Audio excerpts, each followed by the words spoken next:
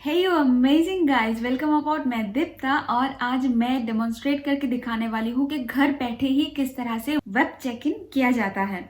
तो गाइज अभी मैं वेब चेक इन के बारे में एक छोटी सी डिस्क्रिप्शन भी देने वाली हूँ, तो जिनको सिर्फ और सिर्फ प्रोसीजर देखना है आप लोग प्लीज इस टाइम पे वीडियो को स्किप कर सकते हैं। सो वेब चेक इन होती क्या है? तो गाइज ऑनलाइन हम फ्लाइट की टिकट बुक करते हैं, राइट? तो उसके बदले में हमें एक पीडीएफ फाइल डाउनलोड करनी पड़ती है, उसको प्रिंट आउट कराना पड़ता है, राइट? उसको हम ई टिकट बोलते हैं। एग्जैक्टली जैसे ऑनलाइन ट्रेन की टिकट बुक करने पे हमें एक ई टिकट प्रिंट आउट करने मिलते हैं, राइट गाइज? पर इस सिचुएशन में प्रॉब्लम ये है कि फ्लाइट बुकिंग करने पे जो ई टिकट हमें मिलती है उसको लेके हम डायरेक्ट फ्लाइट में नहीं चढ़ सकते। तो गाइज उस ई टिकट को लेके हमें जाना पड़ता है एयरपोर्ट के अंदर जो बुकिंग काउंटर है, टिकट बुकिंग काउंटर है वहां पे, और उस ई टिकट के बदले में वो हमें और एक टिकट प्रोवाइड करते हैं जिसको हम बोर्डिंग पास बोलते हैं, और उस बोर्डिंग पास को कलेक्ट करने के बाद ही हम फ्लाइट में चढ़ पाते हैं। वैसे तो ये कोई नई चीज नहीं है वेब चेक इन, पर अभी नोवेल कोरोना वायरस के चलते फ्लाइट्स के लिए वेब चेक इन मैंडेटरी हो गई है। प्रोसीजर्स या स्टेप अभी भी वही है जो पहले थी, पर कुछ स्टेप्स एक्स्ट्रा ऐड किए गए हैं, खास करके जो हेल्थ की डिक्लेरेशन है, जैसे कि आप में कोरोना वायरस की कोई सिम्टम है या नहीं, और आप किसी कंटेनमेंट जोन से हो कि नहीं, इस तरह के कुछ डिक्लेरेशन आपको फिलअप करते हैं। वो मैं डिटेल में आपको स्टेप बाय स्टेप दिखा दूंगी। गाइज यहाँ पे मैं एक और इन्फॉर्मेशन ऐड करना चाहूंगी कि वेब चेक इन सिर्फ 48 घंटे पहले ही ओपन होती है। 48 घंटे एज इन आपका जो डिपार्चर डेट है, जिस दिन आपकी फ्लाइट है, उस दिन फ्लाइट कितने बजे है उस टाइम से 48 घंटे पहले वेब चेक इन स्टार्ट होती है। तो अगर आप 10-15 दिन पहले ही आपने टिकट बुक कर ली है और ई टिकट प्रिंट आउट करा ली है, तो गाइज तभी आप वेब चेक इन नहीं कर पाओगे। You have to wait for 48 hours prior to your boarding date. तो गाइज चलिए और ज्यादा वक्त जाया ना करते हुए हम वेब चेक इन किस तरह से करनी है वो प्रोसेस देख लेते हैं, ताकि घर बैठे ही हम खुद ही अपनी बोर्डिंग पास निकाल सके या फिर वेब चेक इन कर सके।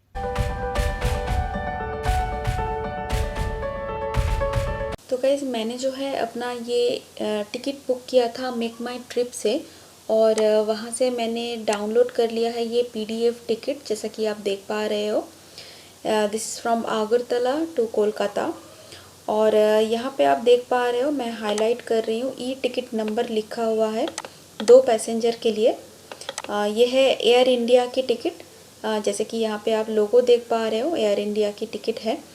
तो चलिए एयर इंडिया के वेबसाइट में जाके अभी वेब चेक इन जो है कर लेते हैं।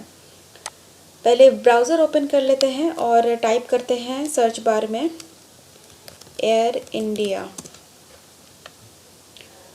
तो गाइस सबसे पहला जो ऑप्शन है airindia.in, इस पे क्लिक करते हैं और एयर इंडिया की ऑफिशियल जो पेज है वो ओपन हो चुकी है। थोड़ा सा नीचे स्क्रॉल करेंगे तो यहाँ पे हम देख पा रहे हैं वेब चेक इन कह के, I am highlighting it.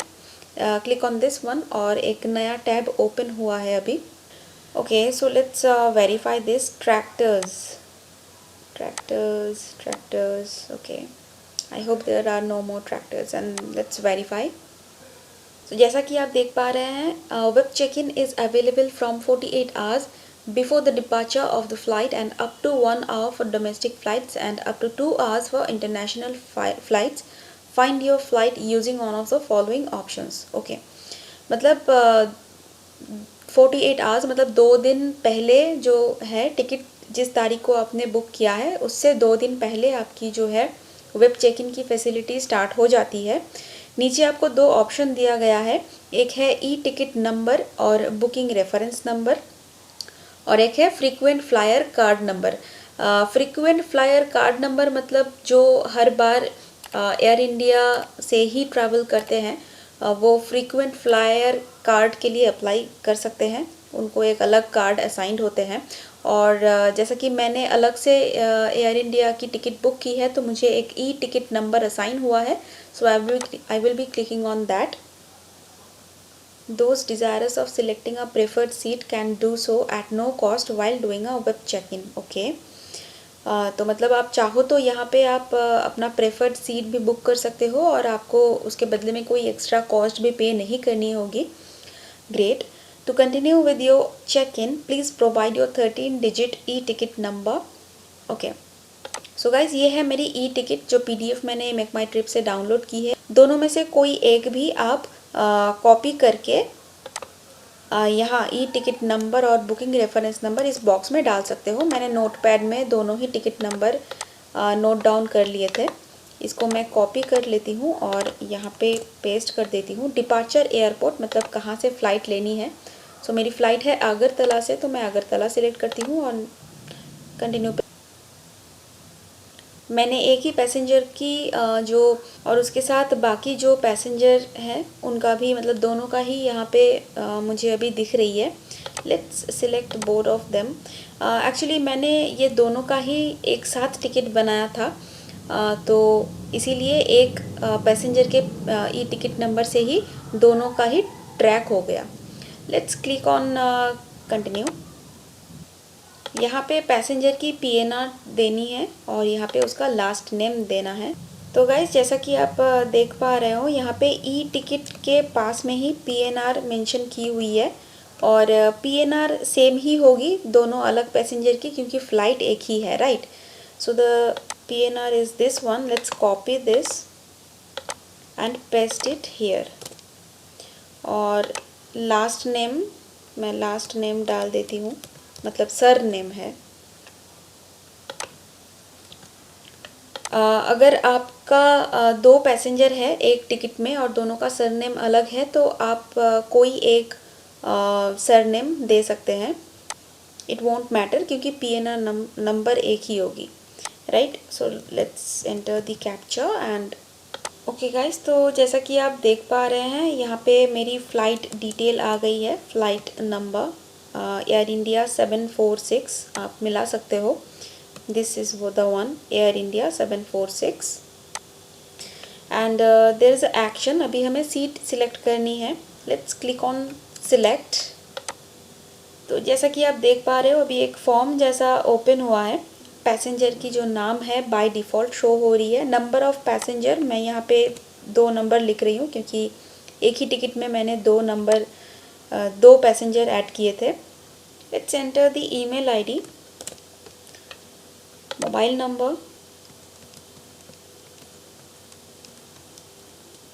Destination address मतलब कोलकाता आने के बाद वो कहाँ पे ठहरने वाले हैं वो एड्रेस दे देते हैं.